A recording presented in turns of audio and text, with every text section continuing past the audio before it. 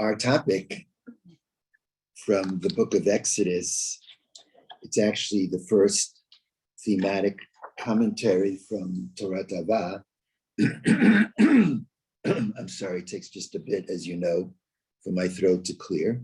And it's called The Same Old Anti-Semitism. I know Phil Schneider is listening. If I don't get a bottle of water near me, he's going to be very, very upset. So give me just a second so I can.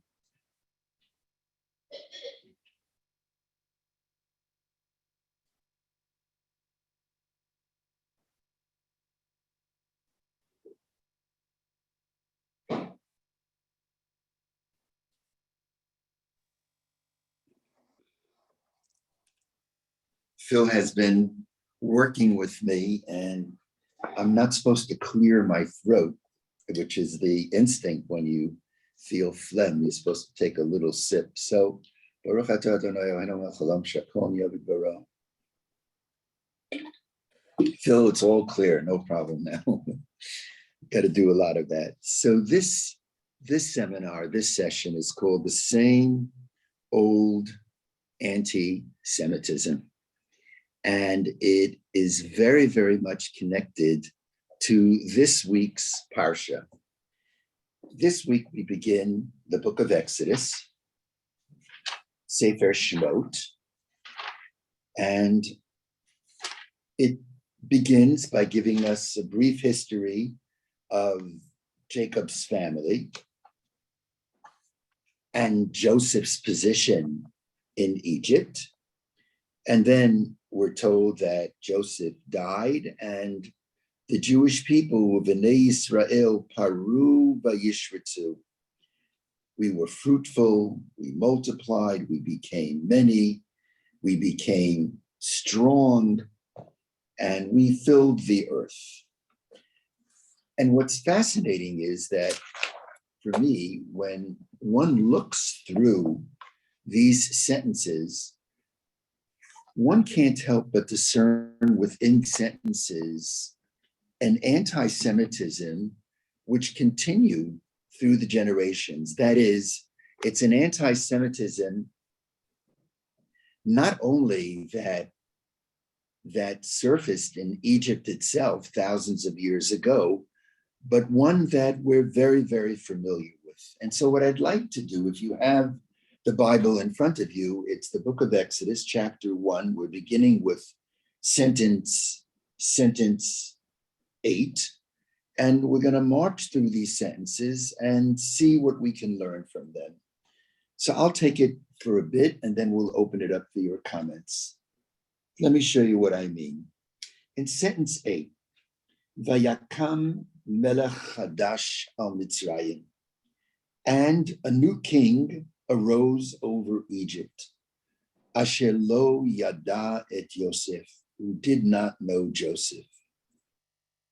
And so I offer this question: how often has it occurred that Jews have contributed mightily to a country's economy only to have their contributions forgotten? How is it possible that the king of Egypt should forget Joseph? Joseph was the man. He was the man who saved Egypt. He not only interpreted Pharaoh's dream, but he offered advice what he should do to save Egypt from a terrible famine. And then he's appointed second to the king, and he oversees what's unfolding there. It's like having a leader who's a great leader during a challenging time of COVID. Who's going to lead Egypt during this challenging time of famine? And it's none other than Joseph. But that's the way it is. Often it has been in history that Jews have played instrumental roles in building a culture, in often founding an ideology, in strengthening a particular government, only, as the Torah says, to be forgotten. As a matter of fact, at the end in the last portion of Genesis, when Jacob says to Joseph, you must take an oath, and that oath is that when I die, I do not want to be buried in Egypt. You must take my bones for burial in Israel. So the commentators ask, why does he ask Joseph to take an oath? I mean, after all, he had a close relationship with Joseph, and Joseph was second to the king. He can do whatever he wanted. And the response that the commentaries give is that Jacob understood that when finally they would leave Egypt, it could be in 50 years, 100 years, in the end, it was a couple hundred years, the descendants of Joseph may not have sway, may not have the influence in Egypt that Joseph once had, because Joseph will be forgotten. As a matter of fact, when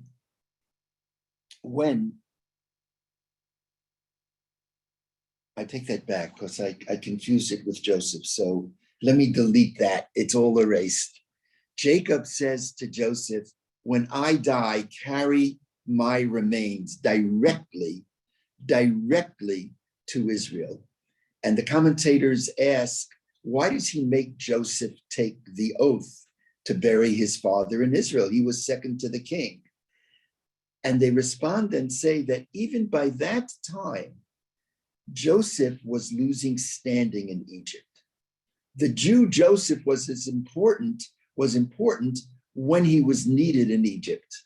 But when he was no longer needed, he was forgotten. And as a matter of fact, Rabbi David Silber points out, I know that will bring a smile to Tova's face. He points out that when Joseph did take his father to be buried in Egypt, he speaks to the assistants of the king of Egypt. Let me see if I can find it. It's in chapter 50. I normally always like to prepare, and this is a sentence I didn't prepare for you, but it just crossed my mind. Here it is. Vayidaber Yosef el Beit Paro. Yosef speaks to the house of Pharaoh and says, if I have found favor in your eyes, speak to Pharaoh and say, Father, my father has took an oath from me that when I die, make sure that I'm buried in Egypt. And note, he no longer has entree to the king of Egypt, even then. And so he has to speak to Pharaoh's assistants. Over and over, he is speaking through intermediaries to Pharaoh. He no longer has that direct contact. Even then, Joseph was being forgotten. Take the example of the 20th century. Jews were so central in the building and the ideology of communism in Russia. But it didn't take long. In the 50s and the 60s, the 50s, the doctors' trials, where there was so much discrimination against Jews. Hence this sentence, a new king arose over Egypt, Asher lo yoda et Yosef. Just the next sentence, sentence 9. Vayome el amo, he said to his people, Hine am b'nei Yisrael rav ve'otzum mimeni. Behold, the nation of Israel is greater and stronger mimenu than me. And the commentators ask, really? Okay, even if the Jews were strong in Egypt, were they stronger than the strongest empire in the world? The text says, behold, the people of Israel are more plentiful and stronger mimenu than us, much too numerous for us. How is that possible? So just a quick lesson in grammar. The lesson in grammar is that a prefix in Hebrew is not a word. A prefix in Hebrew could be a letter. So we, for example, would use the word than or from. In Hebrew, it's one letter, menu. Now, normatively, that is translated that Pharaoh is saying that the Jews are more numerous than we are. Well, we weren't. We were just a fraction of the population of Egypt, a fraction of the strength. And here he's saying that they're more powerful than we are. But in the Hebrew language, the prefix me may not be comparative. It may not be translated than, but it could be what is called diminishing. So me could mean not than, but from. That's what I think Pharaoh is saying. Pharaoh is saying, behold, the people, the nation of Israel. I'm looking at the translation. The people, the children of Israel, the translation is here, are more numerous and stronger than we. No, I would translate it, are more numerous and stronger from we, from us. That's what he's saying. The prefix me, it could be comparative, but it could be diminishing. Pharaoh's claim was really the latter, what he was saying. And we've heard this over the millennia, the Jews, whatever success they have had, they've stolen from us. It's not theirs, but us. That's what he's saying. Behold, the children of Israel are strong, are numerous, are powerful, and where have they taken it? They've taken it from us. Arnie, I don't know if you know this, but when the National Basketball Association started, and you know what they say, when I played basketball in high school, I was the center of the team. I was already 5'5" tall. So that made me the center of the team. How many Jews are playing in the NBA today? To my knowledge, there's only one Jew who I followed very closely, Danny Avdia. Danny Avdia. I don't know if Zach Levine is Jewish. I don't think he, you know, if Zalman says he's Jewish, I stand corrected. There are two Jews. The one I follow is Danny Avdia. The Knicks in the first game of the National Basketball Association, according to my expert, Dr. Jeffrey Gurak, there were 4 Jews in the starting lineup. This is basketball. And the word on the street was, in the newspapers, the Jews are taking over basketball. Never. We're taking over basketball. Right? I was there, taking it from us. I was there at the beginning of the NBA. There you go. Zalman was even there. It doesn't surprise me. And the Jews, a lot of teams had Jews. A lot of teams had Jews. That's true. That's true. And why you had a very good team last year. Okay, my comparison is not perfect. I try just a little anecdote to loosen up the heaviness of talking about anti-Semitism. A lot of the owners were Jewish too. Yeah. Anyway, Zalman, that's the second piece. He says, behold, whatever Israel has attained, it's from us. It resonates with history, with contemporary times. And there's something else. In the book of Genesis, we're told about the family that ultimately makes up the nation of Israel. The first time in the Torah that we are called a nation, this is a good riddle to ask our children and grandchildren and our great-grandchildren and ourselves. When was the first time and who was the first one to refer to us as a nation? Arnie knows the answer. It was none other than Pharaoh. Pharaoh says, behold, the nation of Israel, they're stronger and mightier than we. Isn't that so true? Often it's the case that Jews want to forget their identity, forget who they are, but we are reminded who we are by the enemy. In recent history, in the last 100, 200 years is recent history, when Hitler, Yamach Shemo came on the scene, he identified Jews and he had his own identification of who was a Jew. Anyone who has one grandparent who was a Jew was considered a Jew.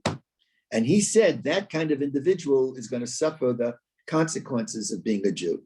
And there were so many Jews who were in Berlin who were assimilated and said, that's not me. I don't identify as Jew. And Hitler, I say this tongue in cheek, Yamach Shemo, was a great outreach worker. He was the one who identified and forced Jews to identify as Jews, even if they didn't want to identify as Jews, to the point that one of the first laws introduced by the Knesset was the Chok HaShvut, the law of return, which says that any Jew who comes to Israel can be granted immediate citizenship. It's the subject of much discussion. Now, what is the identification of a Jew?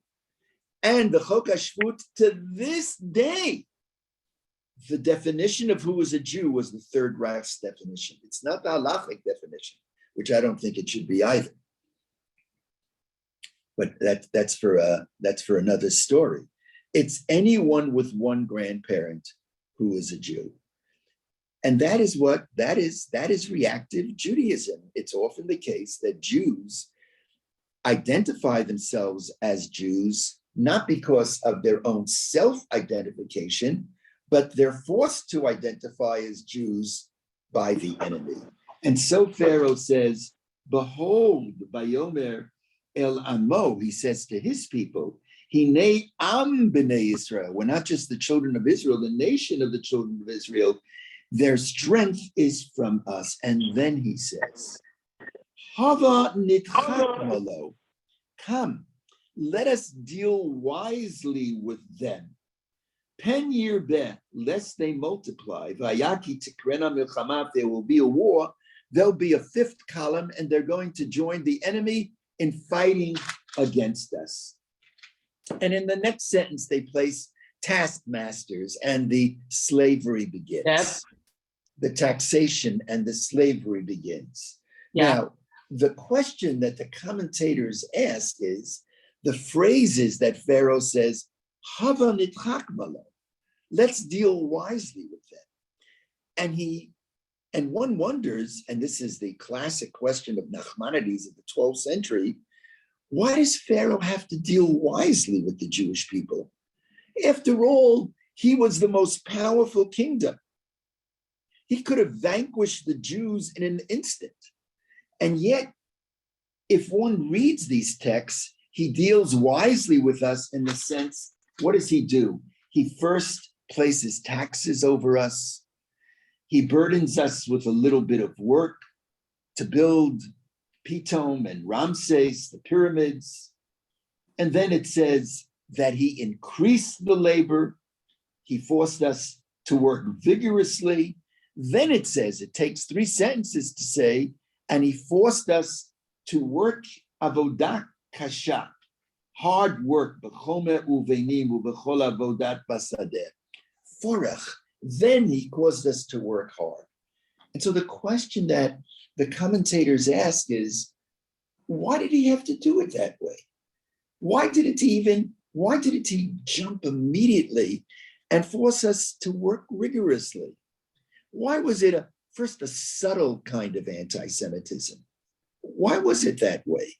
Why did he have to go through that whole process?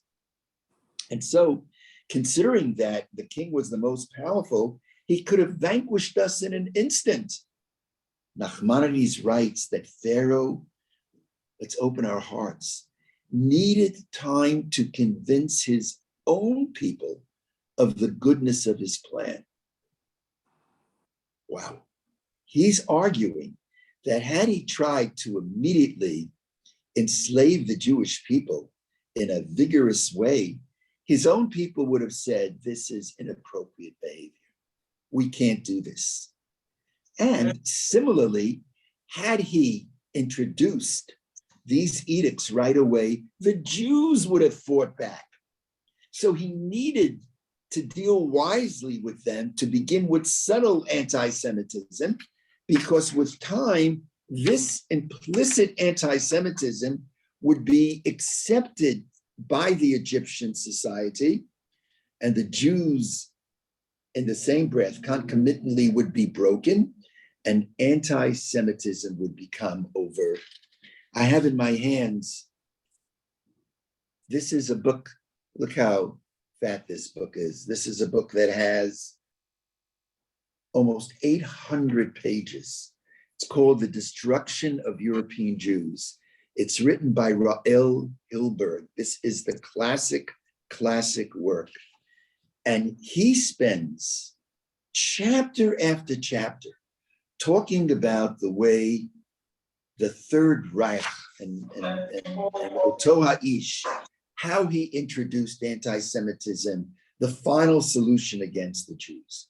And the truth of the matter is he comes into power in 1933, I believe it was. The Jews, the deportations don't begin until, in earnest, until 41, 42.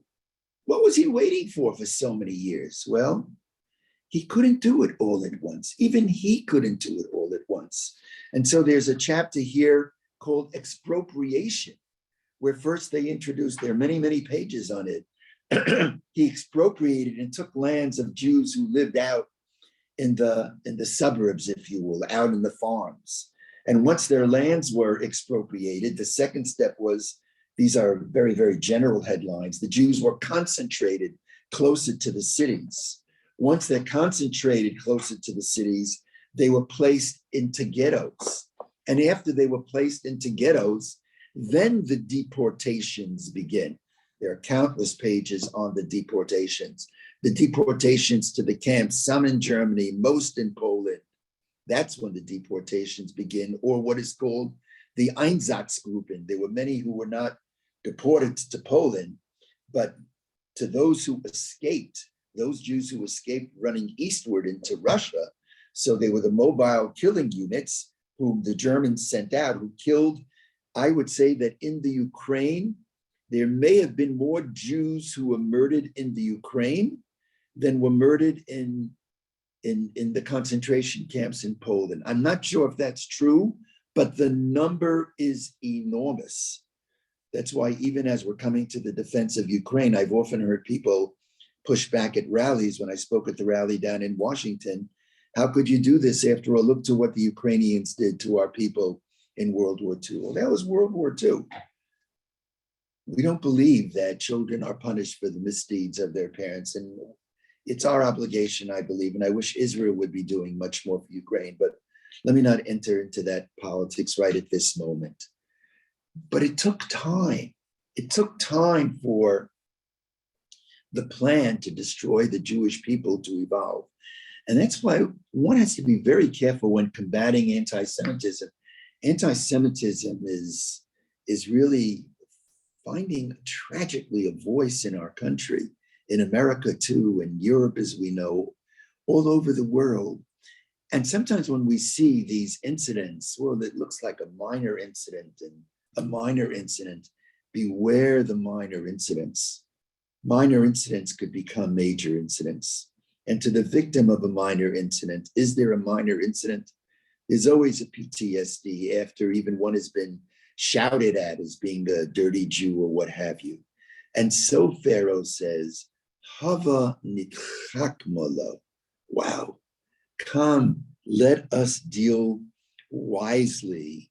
And then in the next sentence, so they set taskmasters over them. The subtle anti-Semitism begins with understandable taxation, working a few days a week for the government. But then from the subtle anti-Semitism, they begin to work the Jews with rigor. Pharaoh increases the oppression, working the Jewish people daily with hard labor. And just two more points before I'll stop, and then I want to get your thoughts. As we continue in this chapter, we're told that which we know. We come to the point where after we had worked and worked hard, and notwithstanding, the Torah says that the more we were oppressed, the stronger we came. I have memories of being in front of Soviet installations, embassies, and missions during the Soviet Jewry movement, mock Seders before Passover. And we would have the table, we have pictures, Ruby, of your kids, Ted and Bev, with signs, Tova, you all know, you all were with me during those days. How many times did we pick up the egg that's always on the Seder plate? And my mantra was something like, I know nothing about cooking. I had to learn how to boil water when Toby was just after her knee operation, but I have learned how to boil water. So I would pick up the egg and I would say, you know, There's something very unique about the egg. We would scream it at the Soviets, to the Soviet kids running around in front of that big building on Fieldston in the 250s Army. We would scream, most food, the more you boil the food, the softer it becomes. But an egg, the more you boil the egg, the harder it becomes. And then we would say to the Soviets, and I believe they heard every word. I can tell you they got their microphones on top of the gates and on top of everything. Believe me, they see everything, they hear everything. And we would scream out and say something like, we want you to know you're making it very difficult for Sharansky and Mendelevich and Begin. But the more you try to boil them, the harder you make it for them, the stronger we're going to get. That's what the text says here. So, and we become stronger. And then Pharaoh is beside himself and he has an idea. What is his idea? His idea is infanticide, that he'll take little children, especially boys, whom at that time would be the ones who, when becoming older, would go into the army. And he says, I'm going to see to it that when they are born, they are killed. Now he's taken it to another level. How many children were murdered in the Shoah? Probably 1.5 million children were murdered. And who does he turn to? Vayome melech Mitzrayim lamialdot ha'ivriot. And the simple interpretation is that he turned to Hebrew midwives and he said to them, when you as midwives, when you birth the Jewish children, if it is son, put them to death. I wonder about that. How is it possible that he turns to Jews and he asks Jewish women to murder children? That is so difficult that there are commentaries who reject that he spoke to the Hebrew midwives, but rather they understand Amialdota Ivriot to mean Gentiles who were the midwives of the Hebrews. But the flow of the text is he turned to Hebrew midwives.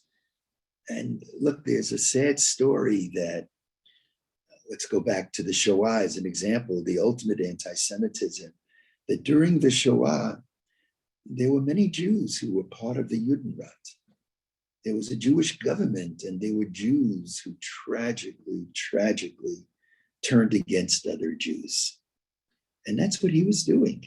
He was the one who was the forerunner that there would be Jews who would be turncoats, who wouldn't be true to who they are as Jews, and in order to save their lives, would do what they did. Now, there's a lot of debate about whether the Judenrites helped or hurt. There have been studies which have said that if there were not Jews who worked with Hitler and Shemo, many millions less would have died. And there are opposite studies that say no, that were it not for them, many more would have died, that they were able from the inside to conduct themselves in such a way that on the surface it appeared that they were turning against their people, but in the end they kind of softened the blow from above. It's a bit far-fetched, but I have seen those studies going in two opposite directions. So the story of Egypt is a story. It is a story that repeats itself over and over in history. I want to say one more thing, that in this text, the text says,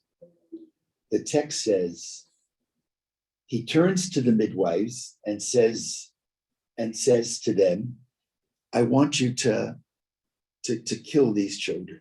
So I think the plan was, and I'm just reading the surface text, and what happens if the Egyptians would turn to Pharaoh and say, what are you doing? What are you doing? You're murdering little children? Pharaoh's response, as I read through this text, would be, that's not me. That's not my decree. I never ordered that the children be killed. It's the spontaneous reaction of what's happening in Egypt. It's these midwives who are doing this on their own. Isn't that what happened on Kristallnacht?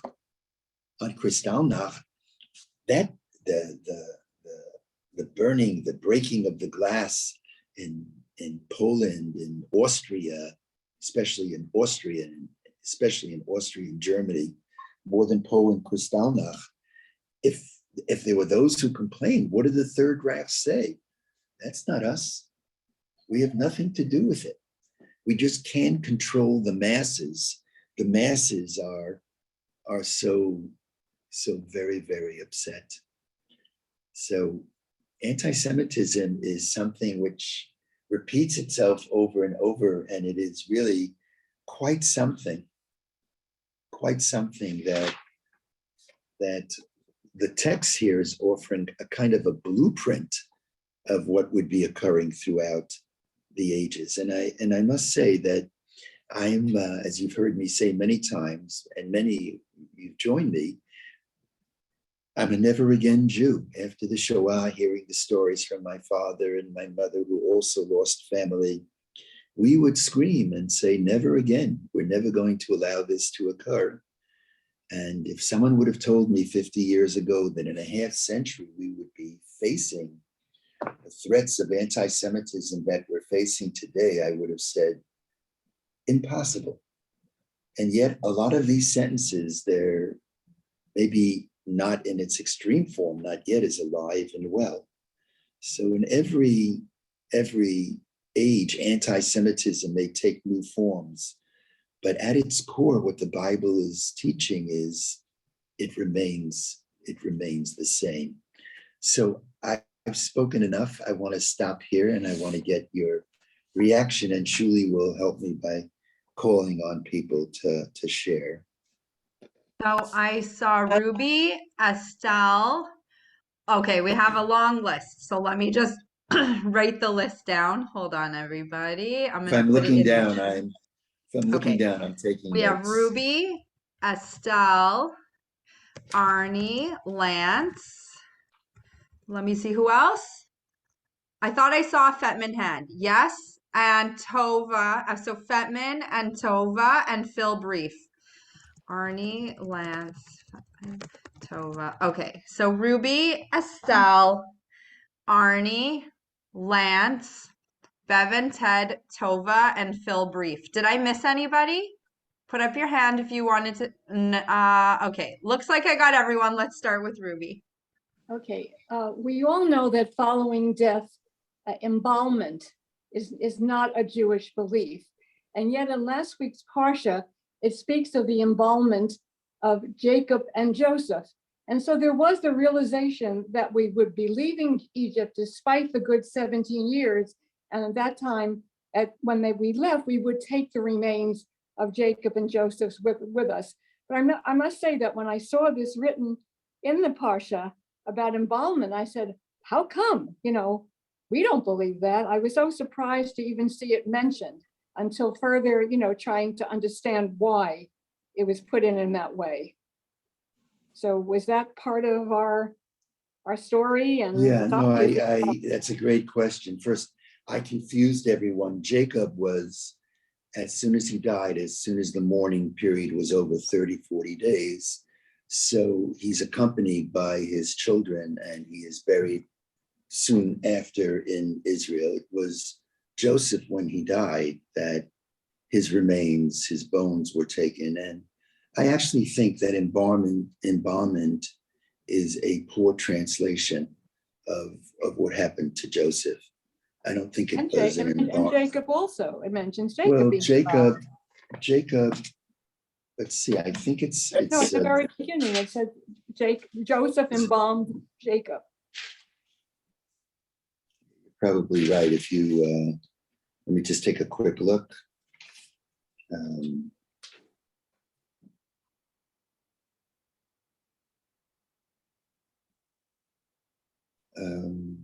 Well, it says here, yeah.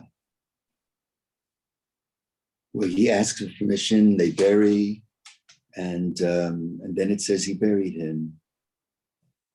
Right. It says the embalmment was at the end. There. It says Vayachantu, the last sentence. It says in the last, but I want to give that more thought on. I want to look at that word. It seems to be saying that Joseph was embalmed. Joseph died at the age of 110, which is fascinating. the good age is 120, here it's 110. They embalmed him. They embalmed him, which is quite something. So yeah, I want to think about that more, exactly what embalmed, but I don't think it means, embalmed is the English translation. I think Vayachamtu is a So why do different we use that word. word if we don't believe that that's really what it meant? That's my first reaction. I owe that to you, Ruby. I don't know. Wait. I want to think about that more. Well, my chair. I never thought it meant embalm as we know it, but that doesn't speak to the question, what does that word mean? Yes. I have a question. Could Yes, this so. really be God's purpose for Jews, that throughout the millennia, it's for God's purpose for Jews to be constantly the subject of anti-Semitism, so that they could keep the rest of the world on the straight and narrow, or constantly fighting? Because if Jews are supposed to be God's people, following the tenets of God or the purpose of God, why is it his purpose to constantly being harassing and constantly putting Jews on the defensive from the very beginning, according to you? Right, look, there are anti-Semites, I think in Mein Kampf, that talks about the Jews as being the conscience of the world, and that's why they're to be hated. That was the Third Reich's ideology, and well, I think it could be. I mean, is this God's purpose, as you possibly claim, or you don't claim, but it seems to be that way? Right, it may be that way, but that's not, for me at least, Estelle. For me, that's not our purpose. Our purpose is not to live lives of victimhood. That's not what we're about. Our purpose is to proactively do our share to make a difference, to make this world a better world. But maybe it's not God's purpose. I'm questioning. I mean, I don't have direct conversations with God, but when I read the Torah is constantly talking about how our mission is not to be victimized. Our mission is, we have it emblazoned over the doors of the synagogue as one enters the sanctuary. But that's not the way he's going about it. Well, we indeed have to move from victimhood to, I remember when Rabin became prime minister in the early 90s, his term when he was assassinated tragically, that he said then, we have to stop always talking about how we're fighting against those who are trying to destroy us. We have to talk about who we are. And at that time, I was wondering, maybe we're moving beyond the anti-Semitism. And that's not what we're about. It's not about fighting against. It's not being what I call an against-Nick Jew. There are Jews who are against-Nick Jews, who only identify themselves to fight against those who want to attack us. But that's not ultimately what we're about. Against-Nick anything, reactive anything cannot endure. We stand for something. In a certain sense, even when I grew up and went to yeshivot, the way the Torah was presented, Shabbat, it was not a day that we were supposed to do something, but the focus was, it's a day when we're not supposed to do something. We are, for me, even when I think about the Judaism and the Orthodoxy, when I grew up, often I constantly heard that Orthodoxy, to this day, Orthodoxy is too often the synagogue I don't like. It's the rabbi I don't like. That's not what piety is. Piety and mission and love of Judaism is, what am I for? What do I stand for? That's what Shabbat is. That's what kashrut is. That's what the interpersonal ethics. So I would say, Estelle, that the reality has been that that's often been the case, what you're saying. But as I read the Torah, that's not what our mission is. Can I Our say a goal is word? not to fight against, it's to fight for something. I have Arnie next on the list, and Sue, I also saw your hand. So we have Arnie, Lance, Fetmans, Tova, Phil Brief, and Sue. Arnie, you're, I ju- yeah. I just want to mention a brief plug for a book with a horrible title, but each page is a wonderful thought-provoking addition. That's Dara Horn's book, People Hate Jews, People Love Dead Jews, by Dara Horn. She talks about very much about what we're talking about in one chapter. And she also talks about the difference between Hanukkah Jews and Purim Jews. Yeah. And she mentions in Hanukkah, they wanted basically Jews could live as long as they as long as they got rid of their Jewishness, they could live. But in Purim, all Jews were to be killed no matter what. And from that idea, she goes on to write a wonderful essay about that. So for those, I'm sure many of you have read that book, but for those of you who haven't, I would suggest you get it from the library or Amazon and read it. And Rabbi, I'm getting a copy for you should you want to read it. That's so sweet, Arnie. Thank you, dear Arnie.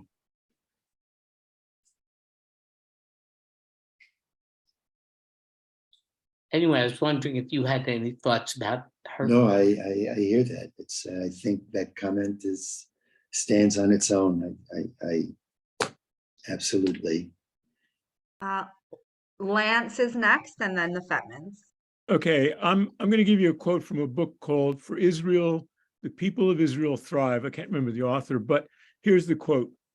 "It is not decency or goodness or gentleness that impresses the Middle East, but strength. The days when the Jewish people are passive in the face of threats to annihilate us, those days are over. Today, in our sovereign state of Israel, we defend ourselves. My question is, shouldn't Moses have killed Pharaoh? And shouldn't Moses have acted like David when David killed Goliath?" Thank you. Lance, that's a great question, Lance. And I couldn't agree more with that passage that you just read. Thank God we have Tzva Al Israel. And you're correct that in the Middle East, people understand strength. And that's why I think we're respected. We have strength. But it is very, very important I know that youngsters in the Army, and we're an Army family, and I regret deeply that I did not go to the Army. No excuses, I didn't go. In my day, you couldn't remain an American citizen if you fought, but there are no excuses. But that's the reality. Today, you can retain your American citizenship and be in the Israeli Army. It's not so. My son was in the Israeli army. What year, Estelle? In the well, it was about 40 years ago. Yeah, in the 80s. Unfortunately, I go You back to the took the 60s. oath, but you Unfortunately. didn't say that one word. You didn't disavow other citizenship. That's all. Yeah. Okay. And your son deserves all the credit in the world. It's the real deal. God bless him. But what do? What do? They take our grandchildren and all the others, and they take them to to Poland to see what's doing, and they get Lance's message. That's what happened when we were powerless. Now we have to have power. And I just say as an aside that we all should remember that it's easier to be ethical when you're powerless. When you have power, to remain ethical, as the Israeli army is. For me, the Israeli army is the most, not only the strongest per capita army in the world, but the most ethical army in the world. I think the world, and I think America has a lot to learn from Israel. But it's important for soldiers to know not only what they're fighting against, but what they're fighting for, Lance. That's my point. And there are attempts now in the Israeli army. There's a recognition that that's very, very critical. But I couldn't agree with what you're saying at all. And, you know, deep down, I wish somebody would take out Putin. I wish somebody would take out, and maybe you're right. Maybe Moshe should have taken out Pharaoh, but Moshe was in a quandary. Rabbi Weiss? Yes, Alman. Rabbi, if you give a certain amount of money to the IDF, Defense of Israel Defense Fund, they'll double it. So I give $40, they'll give it $80, $40, $80 more. You know that? Yes. You know, I did that last week. If you give a certain amount of money, they'll double it. For the Defense of Israel Defense Force. Right. So I did it. That's really $80. Instead of $40, they give you $80. Yeah. They'll. Okay. Just wanted to, in case you didn't know. Right. Anybody know? Just want, Lance, I just want to mention, as you know, that Moshe was raised in the house of Pharaoh, and he struggled. Who is he? Is he Egyptian? Is he Jewish? This is very, very much a part of Moshe's upbringing. And by the time he really decided that he's going to identify as a Jew, it may have been more difficult for him to take out Pharaoh. And, you know, he was also being directed by God. And your question is a question I'm not answering well, as usual. The question you're asking, Lance, your question is better than my answer. Not sure. I'd just like to make one little point, and that is, if you compare Moses to Joseph, you'll find that Moses killed a non-Jew and Joseph saved many non-Jews. Right. Absolutely. Thank you. We have the Fetmans next, then Topha, Phil, and Sue. Okay.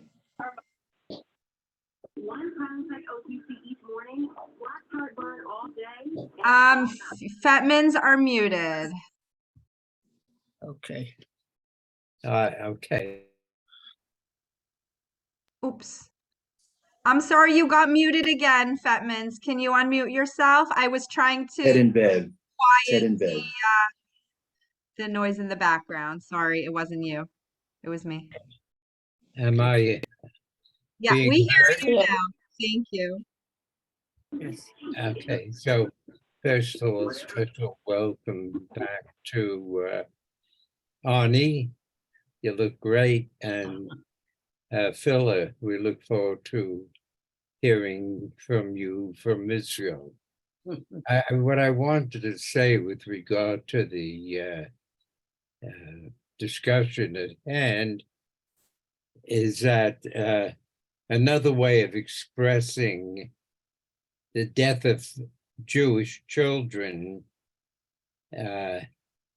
Rabbi, you mentioned 1.5 million of the 6 million, more than 6 million Jews killed during the Holocaust, 1.5 million were children.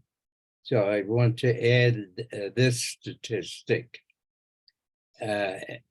Less than 1% of the Jewish children of the ghettos of Poland survived the Holocaust. Or to put it another way, more than 99% of the children of the ghettos of Poland were killed.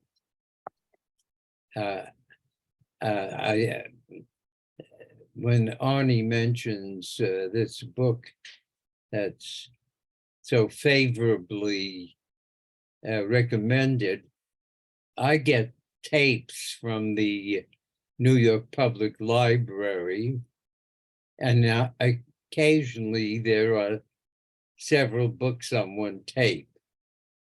I was very dismayed, and a couple of occasions. One was a book, I don't remember the author's name, Buck something, name of the book, On the Way to the Spring. And it's devoted mainly to the brutality of Jewish soldiers in the so-called occupied areas of Israel. And then there's another book that it's written by an author who is truly sympathetic to the Hamas. And the relevance to today's discussion, and the name of the book, I believe, is From the Ground or On the Ground. And what this author emphasizes is the many bombings of Gaza by the Israel Air Force, and with very vivid descriptions of how in this and other places, babies, Palestinian babies, are being killed. My comment is over. No, I appreciate that. And there's no doubt that there are times when soldiers don't act properly, but as a whole, I'm very, very proud of the Israeli army. It's a wonderful army, and it's a moral army, and we're facing an implacable foe. It's not simple. It's not simple to, America. There are news reports about America in Syria is going after all kinds of terrorists, all kinds of Al-Qaeda to this very, very day. Israel doesn't want to go into Jenin. It has no interest in going into Jenin, but it has a responsibility to do so because that's where the terrorists are coming from. So, even if somebody is, there's the whole debate, we're a little bit off topic here, but still the whole debate about the two-state solution. I don't like the word solution because it's much too close to the Jewish solution going back 80 years, 90 years. But, if I'm the prime minister of a country, if I'm the head of the country, my first, second, and third concern is the safety and security and welfare of my citizens. And I truly believe it makes no difference whether it's Netanyahu, the head of government, or if it would be Lapid or Gantz, and I would have voted for Gantz. I would not have voted for Netanyahu this time with all that was going on. I don't think it makes a difference at this point. In my mind, none of them are going to grant statehood with the capacity to military arm themselves, because it would threaten the very survival of the state of Israel. So from my perspective, it's the PA, Hamas, they're the ones who are opposed to this two-state response. They don't want two states, and that's the vicious cycle, and that's where. But let's. Ruth, are you driving? Good for you. I love that. Rabbi, I love that. You look great. I'm sorry, Julie. sorry, we're still hoping to hear from Tova and then Phil Okay. and then Sue. Okay. And then I know Tova, Ezra's going to come on. Tova, you're muted Yes. right now. There you are. I just wanted to get back, Avi, to what you said about the new Pharaoh forgetting Joseph. Yes. And just to remind us that we're in that exact same situation today. The Jews are a small minority people in America. And does America acknowledge the great contribution that this Jewish community has made in the United States? And the Black community, where there is so much anti-Semitism and anti-Zionism, and have they forgotten that it was the Jews who were at the forefront of the civil rights movement? And to Estelle, I'd like to say that we're supposed to be a light unto the nation, but nobody said it would be easy. And the truth of the matter is that really the only times when Jews are united, no matter what the denomination, no matter what the heritage, is when we're under the gun. Well, I agree completely. Right. Right, but this actually has alarmed me because now I think we are experiencing serious anti-Semitism, and I just don't see the coming together the way I think we should. And I don't have the, years ago, decade or two ago, we should be out on the streets, as I wrote in this piece. It was sort of a call to action, but yeah, no, I hear. There are a few more comments, and then I want to make sure Ezra has time. Phil, and then Sue. Okay. Unless Tova, did you have something else to say? No, I just wanted to say goodbye because I have to leave. Oh. Tova, thank you. Be well, Okay. Tova. Thank you. Phil. Yeah, I just want to say that the reason for anti-Semitism seems to be pretty simple. The Jews are so damn successful wherever they are. The small minority that they are successful. When I was in the Army, I was a scientific and professional personnel. 40% in the American Army, Jews from New York, 40%. Could you imagine how a guy feels? A guy feels these damn Jews, they're doctors, they're lawyers, they're professionals all over the place. They're successful in Facebook and what have you. They're envious, and I understand it very well. If there was a small minority of 20 or 50 or 100 people, and they were all successful, I would be very envious of that family. And the Goyim are envious of Jews. As far as what Ted said about the Jewish army, every army suffers from the same problem. The problem is you're in a group and it's a mob and nobody's responsible. They're all as bad as one another. The Jews may be better. In the American army, the Jews are better. No question about it.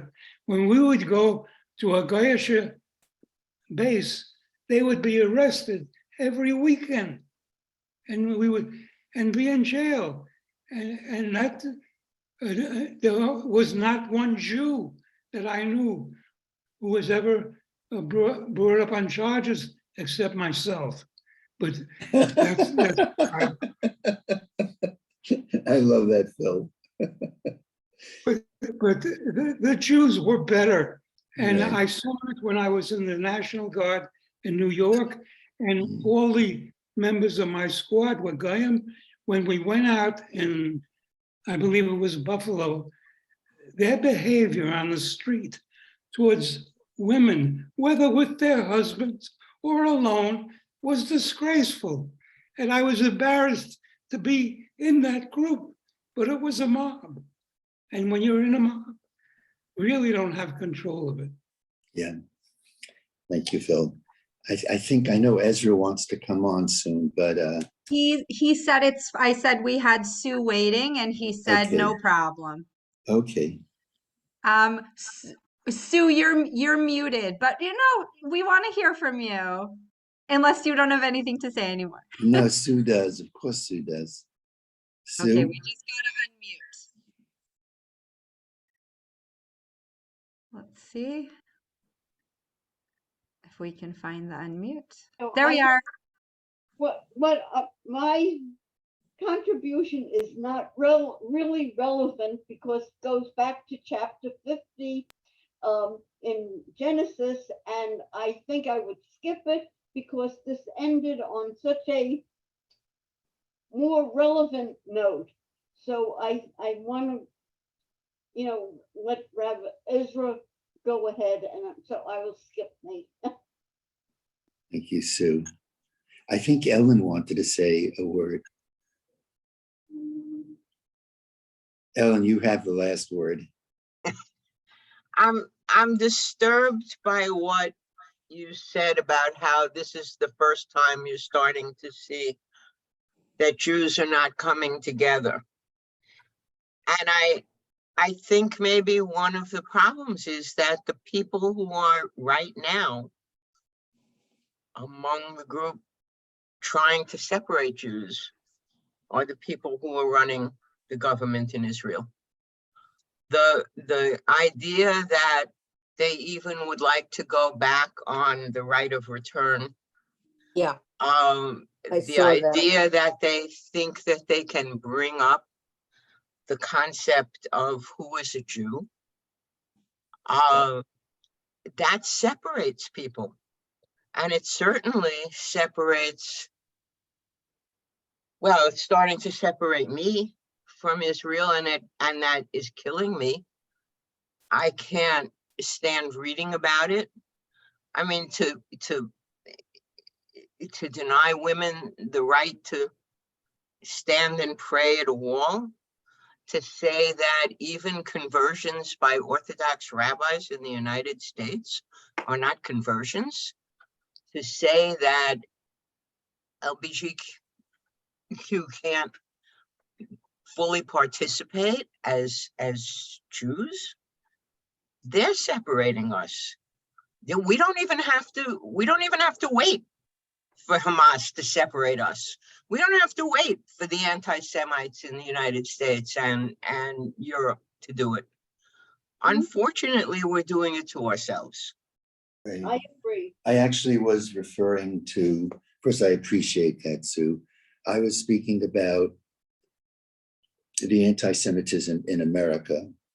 When I think about, for example, the New York, New Jersey area, the vast majority of anti-Semitic attacks, some are physical, some verbal, but there are many, is occurring in four basic areas: Williamsburg and Borough Park and Midwood, Brooklyn.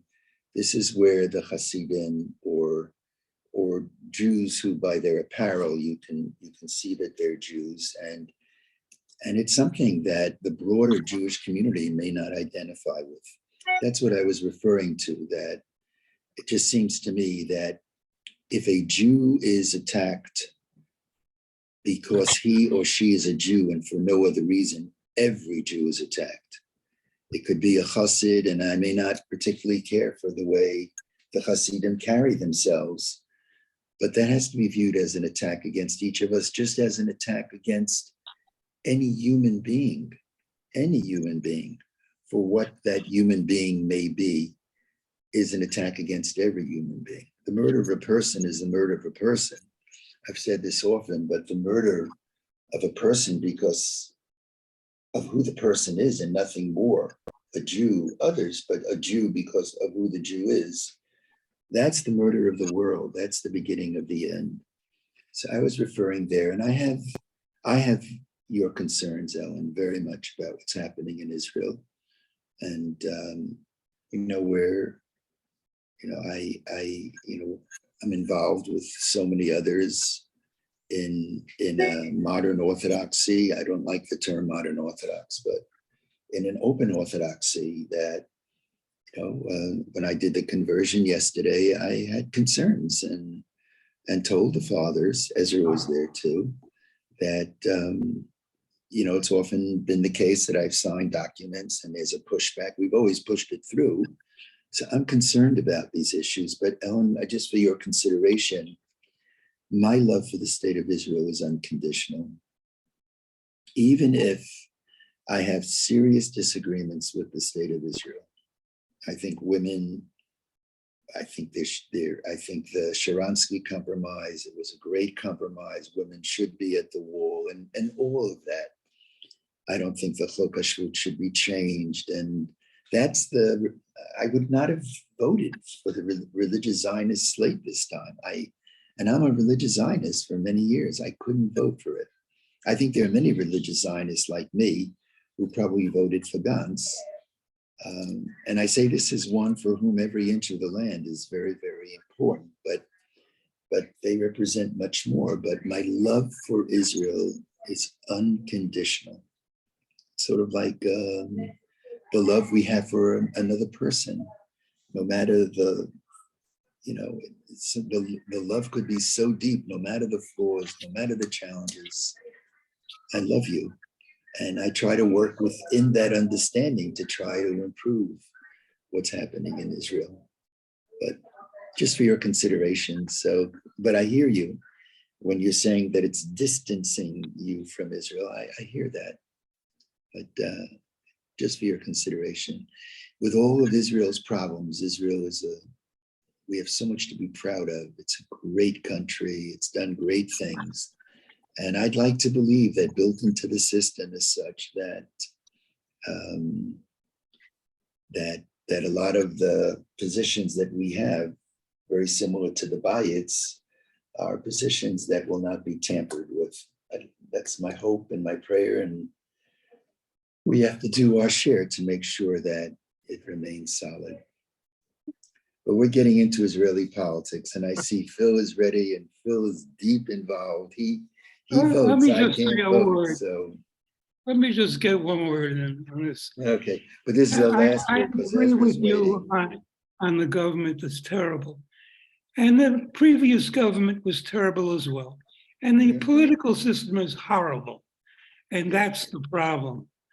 If Netanyahu would have joined with Lapid and Gantz, and if Gantz and Lapid would join with Netanyahu, they could make a decent government. Instead, they're each concerned with their own success. The result is failure, and it's terrible. I would have voted for Netanyahu anyway, but because I felt the agreement that Gantz and Lapid made with Lebanon was wrong, and their acquiescence to Biden is terrible.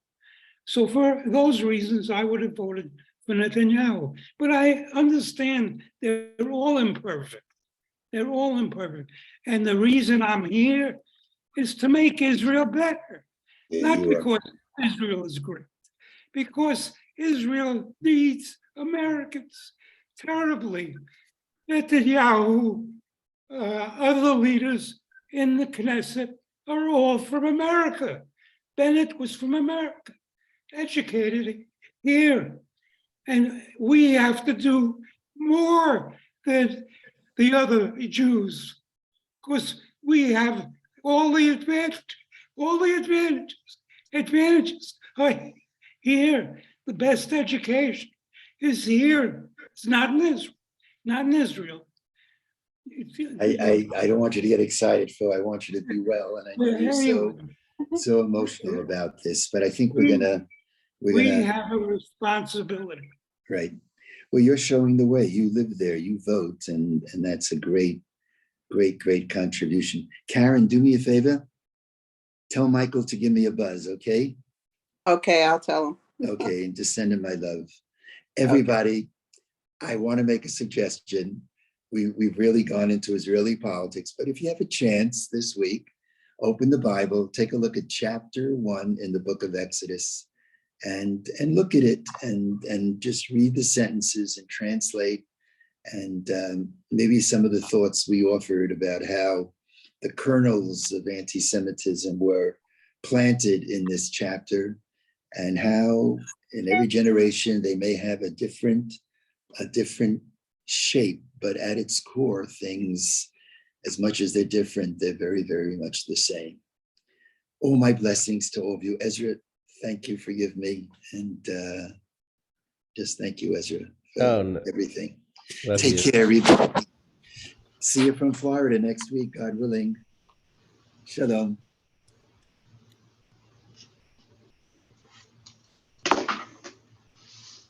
Your food just arrived.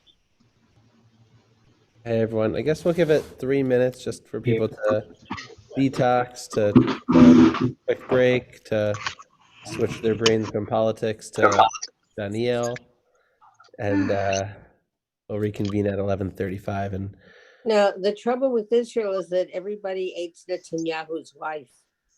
Whomever you speak to, no matter what side of the spectrum you're on, they all hate his wife. It's kind of incredible. yeah.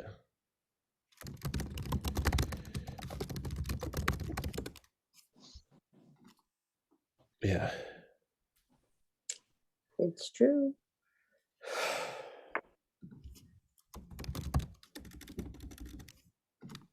Yeah.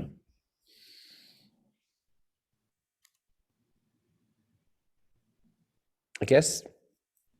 I think the problem is more, you know, I understand Avi when he says that he has an unconditional love for Israel, but that's because of our age and our maturity. Yeah.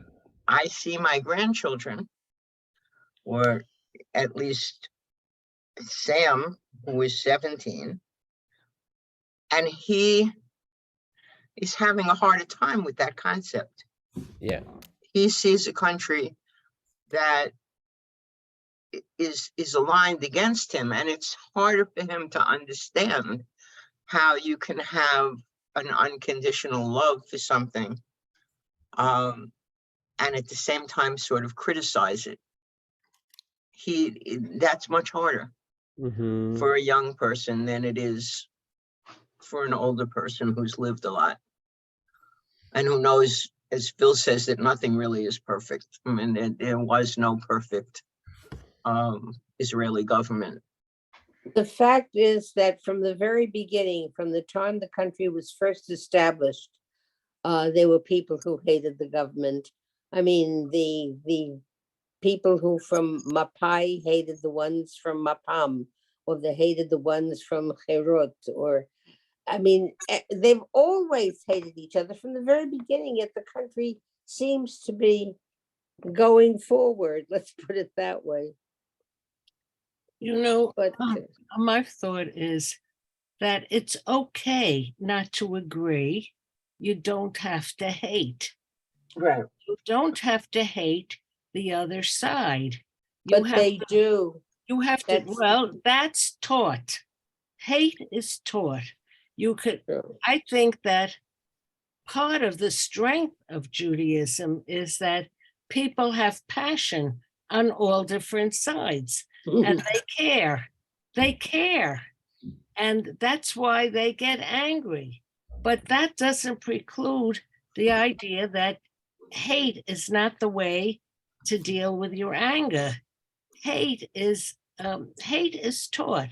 What people have to understand is that when you don't agree with someone, there's diplomacy. You talk, you try to figure it out, you work at it. But that's not the way. It's on all sides for all people. The Jews left and right, the non-Jews towards Jews. Those that don't hate, and those that hate is very hard to deal with because that's an emotion, and you can't deal with somebody's emotions. It's It's sort not of rational. It's sort of interesting, Bev. You remember what last week, what Netanyahu's son, that creepy son of his, who said that anybody who's against his father should get the death penalty. I mean, he nobody says anything to him. His mother doesn't give him a slap across the mouth. And if you've read the latest, I think it was the Jerusalem Post, telling him what his wife is interfering in everything he does, it arises antipathy, unfortunately. Unfortunately. If I may say something with regard to that. Yeah. Read the newspapers, the New York Times, if you listen to CNN, NBC, you get this idea that Netanyahu and Trump and Republicans are terrible, terrible people. And I read the Jerusalem Post. It's one letter after another against Netanyahu and against Trump, and that's all they know. But if you listen to Fox, you'll get a completely different picture. It's just like with the secret documents now found in Biden's private office. It's not important, but when they had Trump with secret documents, they sent down the troopers. Phil, that's not what I was referring to. I wasn't saying from the papers. The last time I was in Israel, which was just a couple of months ago, and with my kids living in Israel also, as are you, the feeling against the family of Netanyahu is very, very great. Very great. Again, it's hate. It's hate. It's not anybody's business. They don't like his wife. So what? So what? It's hate. Okay. That's the problem. And we're not going to deal with it, right, Rav? We're not going to deal with hate. Not to buy it. No hate here for us. And when my kids tell us that they hate each other or that they hate us or whatever thing kids say, I kind of have two responses to it. One is to ignore it because there's really no good that can come from that conversation. The second is I say, okay, you hate me. Okay, what does it mean, right? Like let's have a conversation. Let's talk about what's actually going on for you, right? I think hate is often an experience when we don't understand what's going on or things feel really unfair or we feel really scared. And hate is this emotional experience that we can tap into that makes us feel like we have some control or some power. And so I always wonder when people are expressing or feeling hatred, like what are the other things that are going on underneath that's like actually going on for them? Because the hatred is like the easy emotion to tap into, but like there's a sadness and anger, a fear about what's going on. And to me, those are like, that's the places where I typically find myself residing or trying to get to. I want to jump back into Sefer Daniel now. I know the stuff with Israel is exciting for some people, scary for others, in all kinds of ways. Emotional. Yeah, it's I don't know if anybody had the chance. I don't really expect anyone to, so this is not an indictment if your answer is no. But on Friday, one second. I'm just gonna pause the recording. How do I do that?